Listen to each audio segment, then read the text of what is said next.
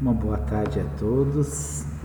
Sou Cunha, trabalhador espírita voluntário, vinculado ao Centro Espírita Nosso Lar, que fica em Pinhais, região metropolitana de Curitiba.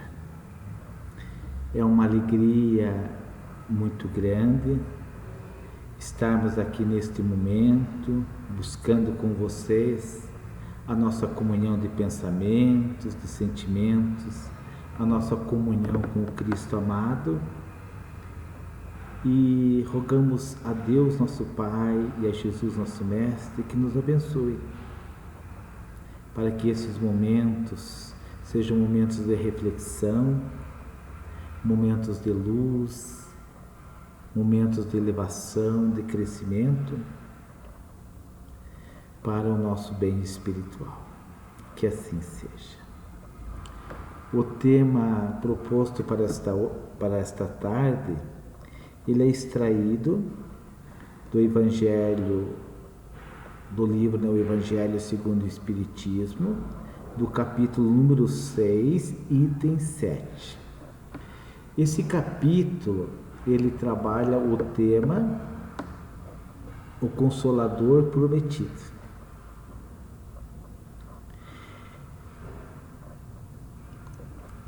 Nas instruções dos Espíritos, nós vamos encontrar ali 4 comunicações que Allan Kardec coloca ali como instruções dos Espíritas, e essas 4 comunicações estão ali assinadas como o Espírito de Verdade.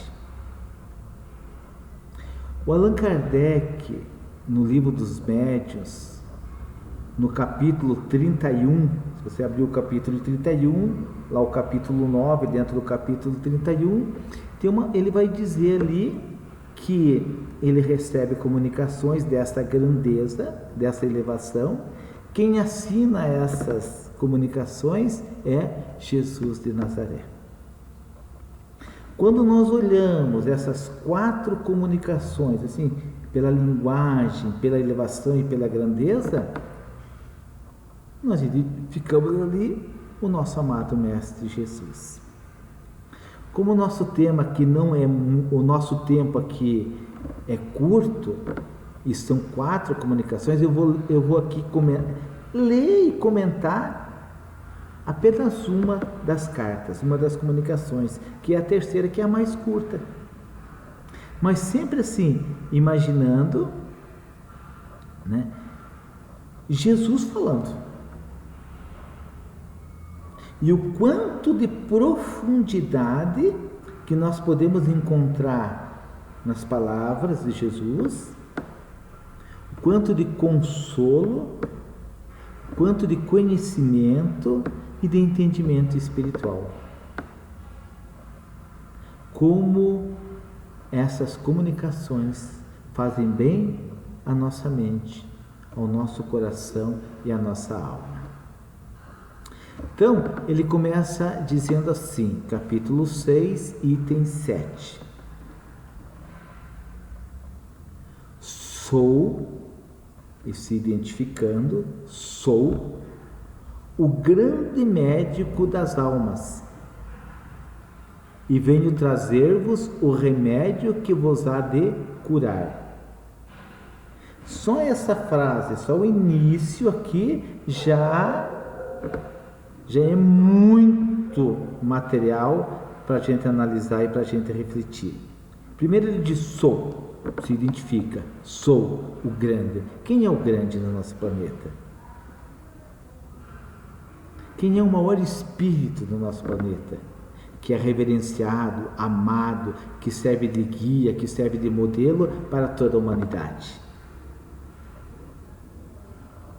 É Jesus, né? E ele diz assim, sou o grande médico. Então, ele está usando uma linguagem nossa, como se falasse a crianças, né? Eu sou o grande médico.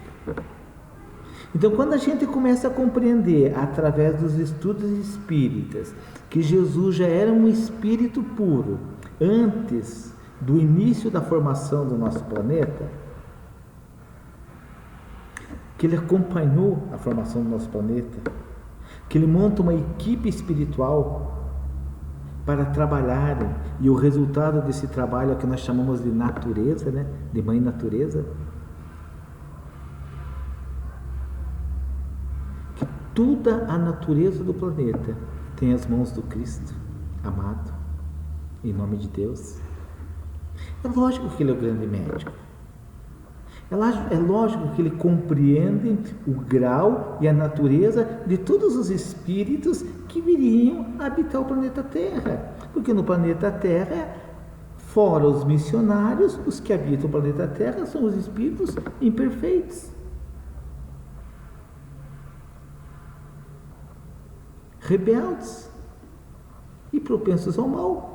São almas doentes. Então ele diz assim, sou o grande médico. Então quer dizer, se ele é o grande médico, ele tem condições de fazer de diagnosticar todas as doenças da alma e tratá-las.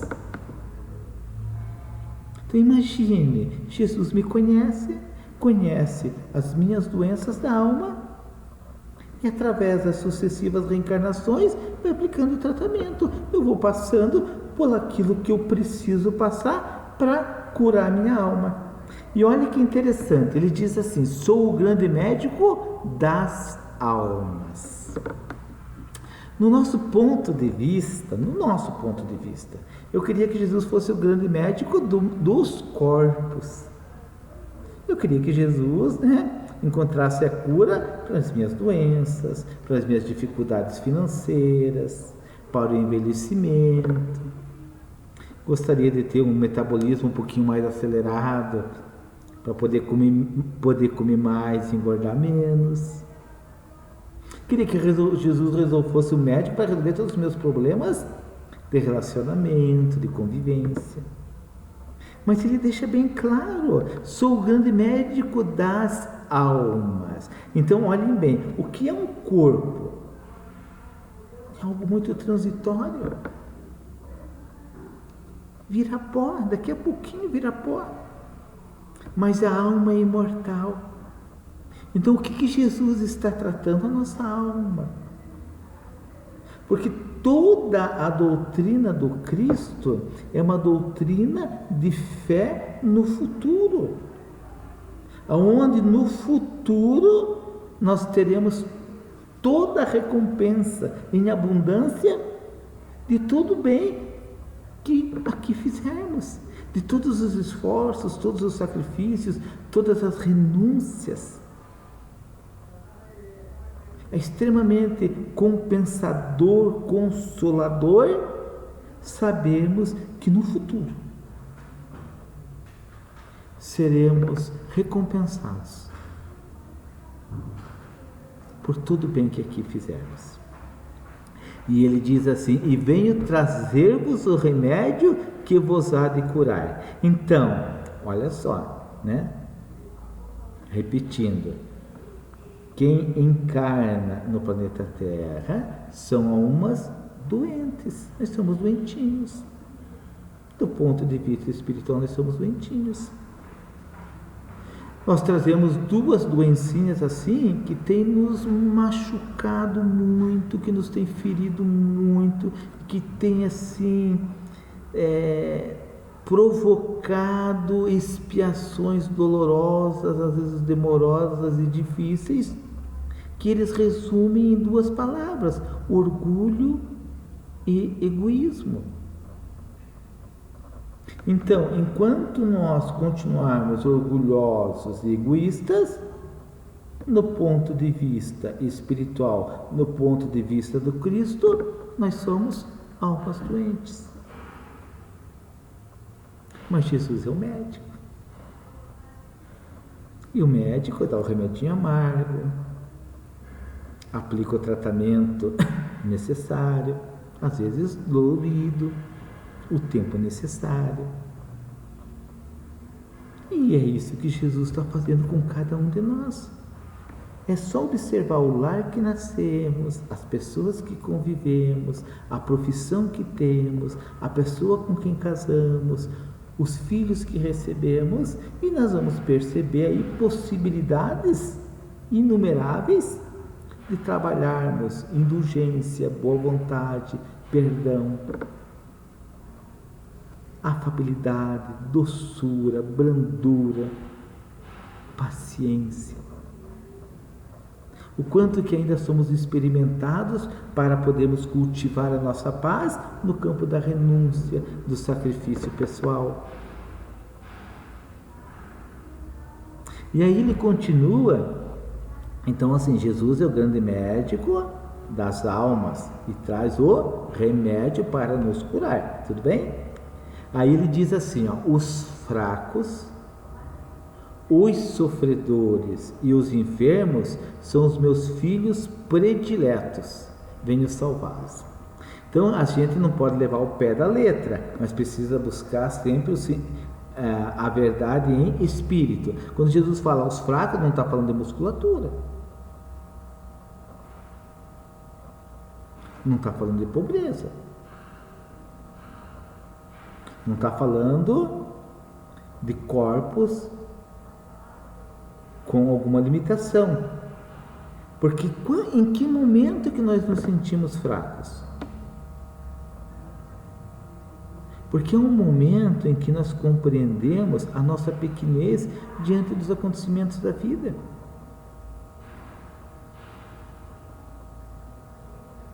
Há momentos em que nós dizemos, Senhor, estou aos teus cuidados, meus filhos estão aos teus cuidados, minha família está aos teus cuidados. Há um momento em que nós percebemos que não vai ser dinheiro,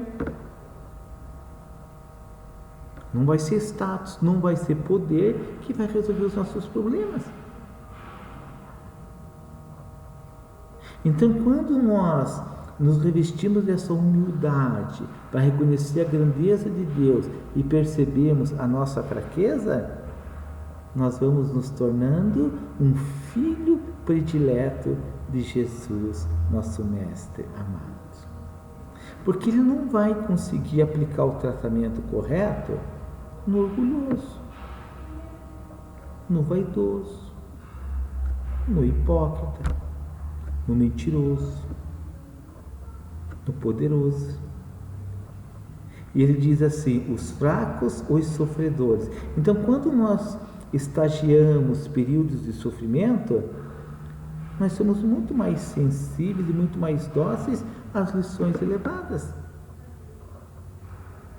Quando nós estamos sofrendo, Jesus é o Consolador e é nele que nós buscamos forças para o enfrentamento, para a solução dos nossos problemas. E ele fala também das enfermidades. Eu creio que todos nós já ficamos doentes, ou lidamos com amados nossos doentes, e a enfermidade é sempre um momento muito delicado e muito sensível. Quando a enfermidade chega, nós dobramos os joelhos com mais facilidade e pedimos a Deus e pedimos a Jesus muito amparo. E ele diz assim, que eu acho lindo, né? Jesus dizendo assim, venho salvá-los. Pessoal, se quando a gente está passando, que a gente se sente fraco, que a gente está sofrido, que enfrentamos a enfermidade, e Jesus vem dizer salvá-los, se nós não formos salvos por Jesus, porque se eu for salvo por Jesus, por onde que eu ando? Eu ando pelo caminho da fé, da esperança, da confiança no futuro. Eu ando pelo caminho do otimismo, da alegria. Eu me sinto cuidado, eu me sinto amado, me sinto respeitado, mesmo sofrendo. Eu percebo que ao meu redor aumentam os vínculos de solidariedade e de fraternidade. Quando a gente está sofrendo, a gente recebe muito amor. Muito amor. A gente ganha muito carinho, muita atenção.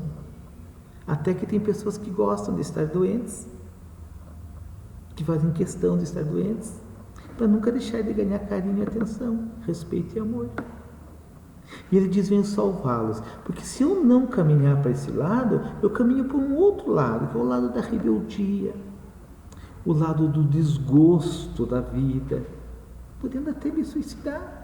Nós vamos ver idosos, muito idosos,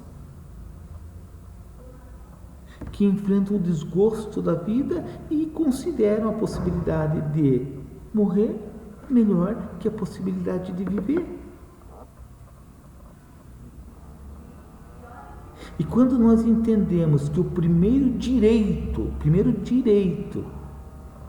de qualquer criatura é o direito de viver, não é assim? Qual é o primeiro direito que nós temos? É o direito de viver.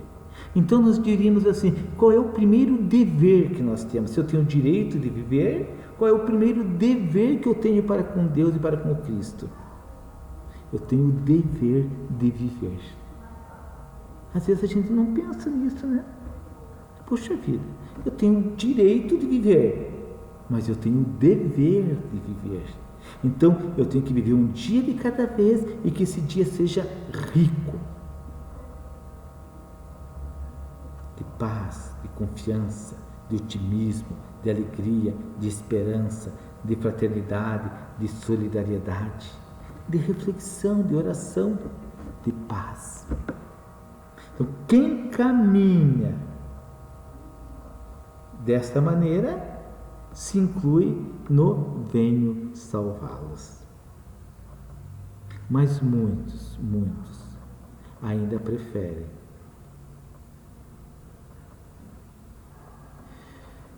de alguma forma intensificar suas dores e os seus prejuízos, porque ao invés de andarem pela salvação, andam pelo desgosto. E ele diz assim: vinde, pois, a mim, vós que sofreis e vos achais oprimidos, e sereis aliviados e consolados. É uma coisa assim tão interessante, né? Porque a gente imagina assim: vinde a mim, então quando eu chegar a Jesus eu serei aliviado e consolado. Mas não é assim.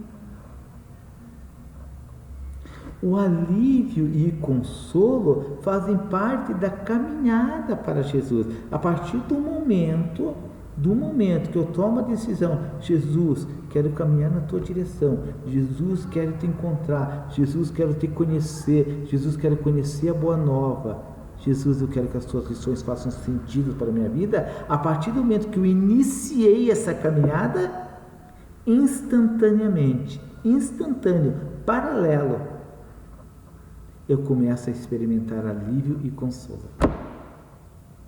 Então eu diria que é um grande desperdício para quem não está caminhando para Jesus, porque não experimenta o alívio nem o consolo.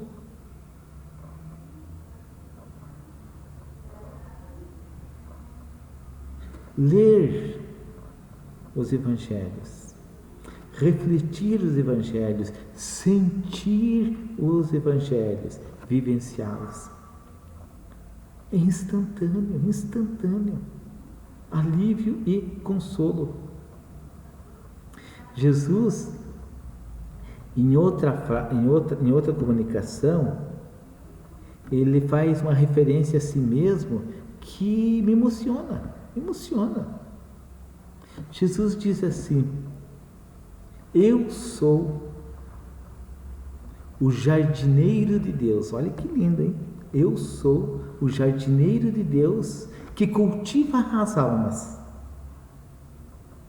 no silêncio dos pensamentos. Eu sou o jardineiro de Deus que cultiva as almas no silêncio dos pensamentos. Assim como todos os dias a luz se faz presente na nossa vida, o ar garante a manutenção da nossa vida. Jesus cultiva a nossa alma no silêncio dos pensamentos, porque quem não caminha para Jesus não tem silêncio no pensamento. só desespero, aflição. Mas quando você consegue, eu quero caminhar para Jesus, e você consegue dar aquela acalmada, aquela serenidade, aquela tranquilidade, todos nós experimentamos que algo acontece no nosso pensamento, dentro de nós, dentro. Jesus trabalha dentro de nós. E isso para mim é salvação. Salvação do quê? Salvação do que eu não caia no suicídio, não caia no desespero profundo, numa rebeldia, não caia na criminalidade. Porque se eu confio em Jesus, tudo vai passar e tudo vai melhorar e tudo é para o meu bem.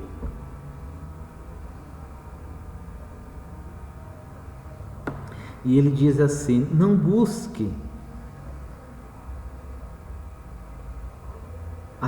não busque alhures a força e a consolação, pois que o mundo é impotente para dá-las. Existe uma coisa, eu já fiz muito, eu faço muito e ainda acredito que vou fazer isso por muito tempo ainda, e acredito que na nossa condição evolutiva nós fazemos isso, as chamadas fugas, né? Fugas. Quanta gente está fugindo dos enfrentamentos, das lutas, pela dependência química.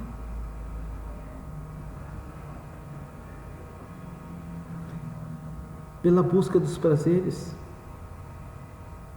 pela satisfação exagerada do estômago, a quantidade abusiva de emoções na sexualidade. Então, às vezes, quando nós passamos aquela constrição, que é aquele aperto, ao invés de nós buscarmos consolo no Cristo, Senhor, para que essa dificuldade?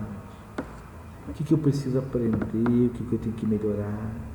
Abre meus olhos, quero entregar-me a Ti, quero abrir-me a Ti. Eu vou buscar em outros lugares uma paz que eu não vou encontrar, uma alegria que não vai durar, e provavelmente muitos comprometimentos para o futuro. E Jesus ainda continua: Deus dirige um supremo apelo aos vossos corações. Imagine, né? Imagina só, Deus dirige um supremo apelo, Deus apelando, Deus fazendo um apelo aos nossos corações, o Pai pedindo. A gente aqui, terreno, a gente faz muitos apelos aos filhos, né? Agora imagine Deus fazendo um apelo. Jesus diz assim: Deus dirige um supremo apelo aos vossos corações, por meio do Espiritismo. Então, se a gente olhar o Espiritismo e imaginar que por meio dele é um apelo de Deus para nós, e ele diz assim: escutai. Pessoal, o Espiritismo é a voz dos Espíritos. E qual é o apelo que Deus faz a nós? Escutai-os. Só isso. Eu acho que assim, que todos nós já ouvimos, ou já falamos para os nossos filhos: filho, escuta o que o pai tem para dizer, escuta o que a mãe tem para dizer. Já escutamos isso, nossos pais? Já falamos aos nossos filhos? Eu já falei isso muito. Filho, escuta o que o pai quer. Só escuta, só. Depois você faz o que você quiser, mas escuta.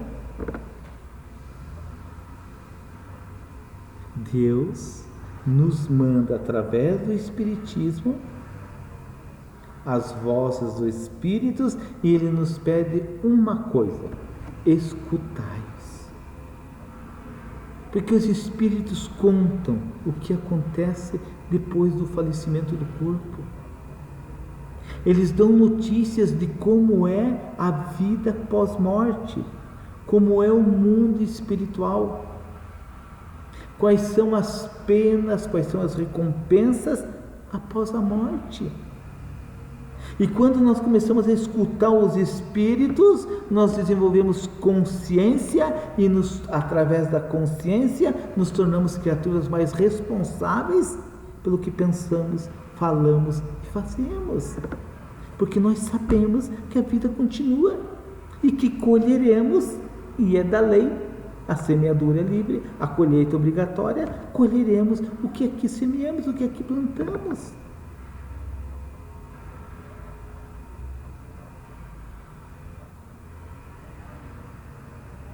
E aí Jesus continua dizendo assim: extirpados sejam de vossas almas doloridas a impiedade. Olha só, né, pessoal?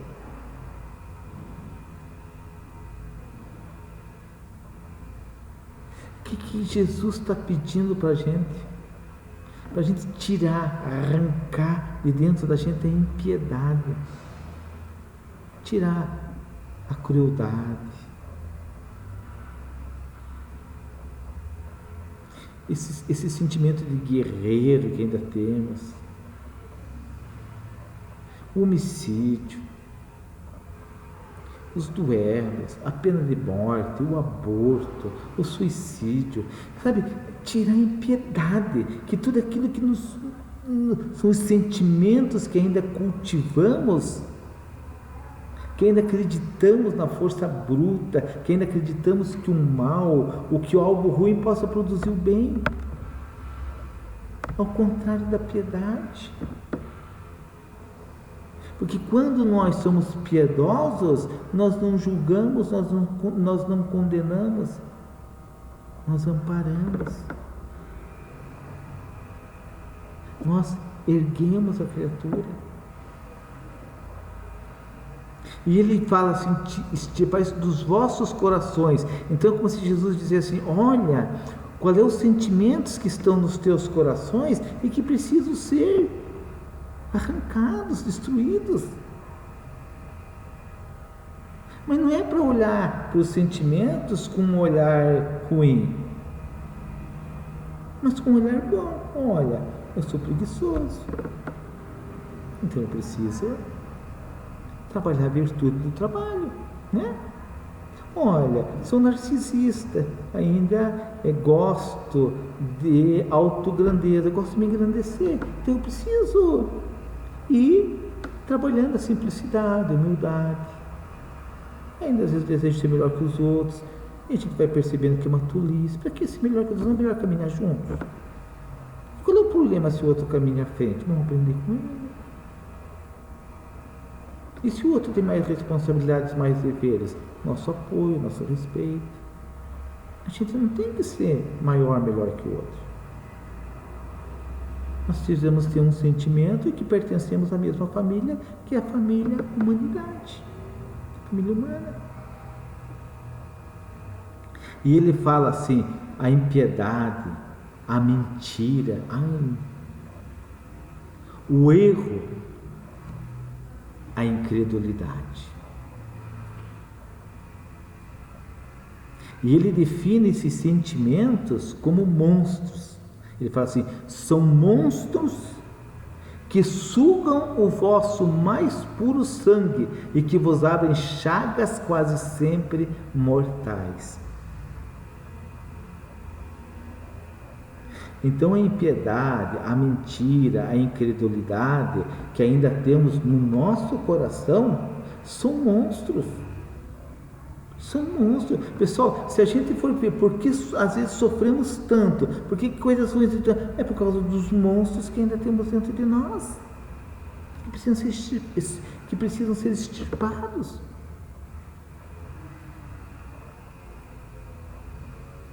Que abrem chagas. Chagas são feridas abertas, que não cicatrizam, que não se curam. Então é como se dissesse: vai repetindo a reencarnação dos mesmos sofrimentos, repetindo, não fecha, até que olhe para o coração, até que olhe para os seus sentimentos e perceba: eu posso mudar, eu posso melhorar. E vai mudando e vai melhorando. Isso é maravilhoso. que no futuro, olha só, que no futuro, humildes, essa é a proposta do Cristo, tá? Tudo que o Cristo nos ensina é para no futuro sermos humildes e submissos ao Criador. Pessoal, quando a gente entender que Deus está no infinito do amor, no infinito da sabedoria, que Ele é justo, amoroso e caridoso, nós não teremos mais medo de nos submetermos à sua vontade, porque a sua vontade é melhor. O problema, né, e eu me identifico nisso, né, é que ainda nós queremos que Deus faça a nossa vontade. Eu sempre falo que eu mesmo dou a Deus todos os dias dicas muito boas de como ser feliz.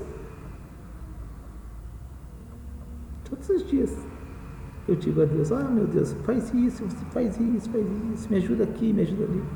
Mas tem que ter coragem para dizer: meu Deus, o que o Senhor quer que eu faça? Qual é a tua vontade? E tem uma coisa importante, porque no primeiro capítulo do Evangelho, do Evangelho segundo o Espiritismo, ele vai trazer para nós 3 revelações das leis divinas. 3 revelações, uma através de Moisés, através do Cristo, através do Espiritismo. Então nós chegamos num momento da nossa jornada evolutiva em que nós já temos 3 revelações das leis divinas. Qual é o nosso comprometimento? Praticar as leis divinas. Não dá mais para alegar ignorância. Eu não sabia. São 3 revelações. Eu posso dizer, eu tenho dificuldade, ainda para mim compreender é difícil, vivenciar é difícil, mas dizer eu não sabia, são 3 revelações. Então o nosso dever hoje é praticar essas leis. E aí Jesus, né, ele fala assim, é porque Jesus, ele é o Consolador, pessoal. Então quando ele trata das nossas fraquezas, das nossas dificuldades, não é como um carrasco, alguém que vai nos exterminar, mas é como um médico, e um bom médico, e aquele médico humilde, amoroso, bondoso, aquele que olha pra gente e diz assim: eu quero cuidar de você.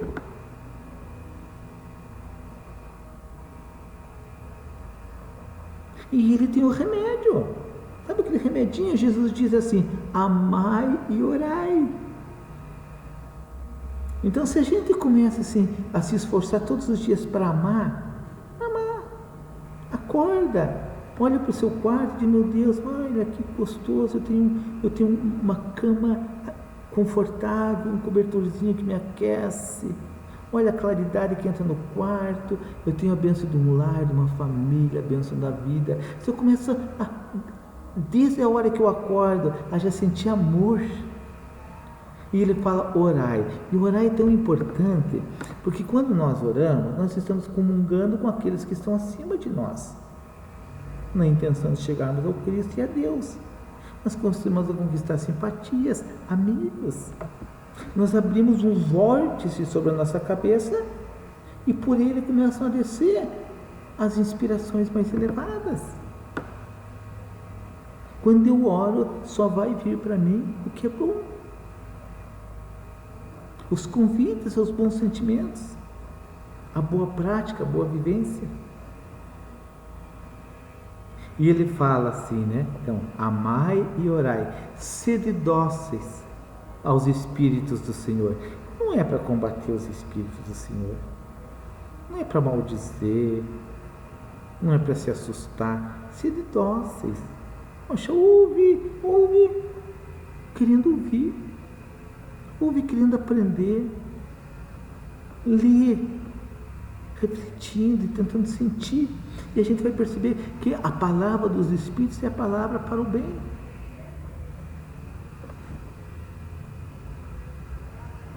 Invocai-o do fundo dos vossos corações. Ele então vos enviará o seu Filho bem-amado para vos instruir e dizer estas boas palavras: eis-me aqui. Venho até vós porque me chamastes. Pessoal, Jesus está à nossa disposição 24 horas por dia, 365 dias por ano. Ele está à nossa disposição. Ele só está esperando a gente dizer: Senhor, vinde a mim. Ele só está esperando a gente abrir a mente, o coração. Ele só está esperando a gente se abrir e se entregar para Ele. Só isso. A partir do momento que a gente começa a se entregar, a se abrir para o Cristo, Ele inunda a nossa mente, nosso coração, nossa alma. Nós crescemos com Ele. Nós nos purificamos com Ele. Nós iluminamos a nossa vida, os nossos relacionamentos. E a dor passa a ter um outro ponto de vista, porque a gente começa a vê-la como um remedinho que necessitamos para curarmos a nossa alma, que ainda é doentinha.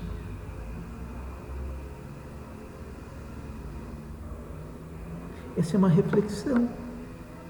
Tem 4 comunicações de Jesus ali, que te pode ler, refletir e tirar tantas lições, tanta força, tanta coragem para os enfrentamentos da vida.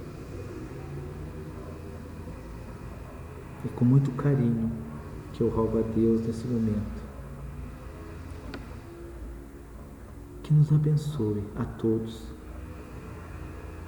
que abençoe os nossos sentimentos, que abençoe a nossa alma, que abençoe a humanidade, encarnada e desencarnada. Que a luz do Cristo nos envolva a todos, em muita paz e muito amor. Até uma próxima oportunidade. Que Deus nos abençoe a todos.